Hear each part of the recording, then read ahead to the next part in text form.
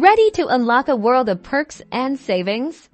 Let's dive into how you, a valued Walmart associate, can activate your Walmart membership. First things first, make sure you have the Walmart Spark app downloaded and installed on your smartphone. This is usually your gateway for accessing associate benefits.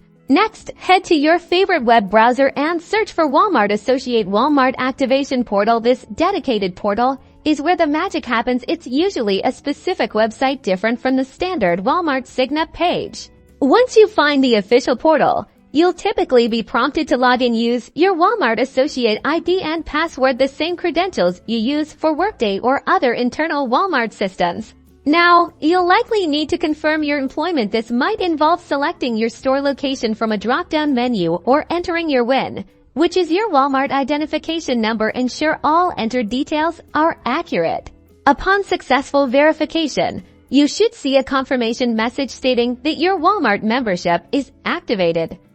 You'll likely receive an email confirmation as well.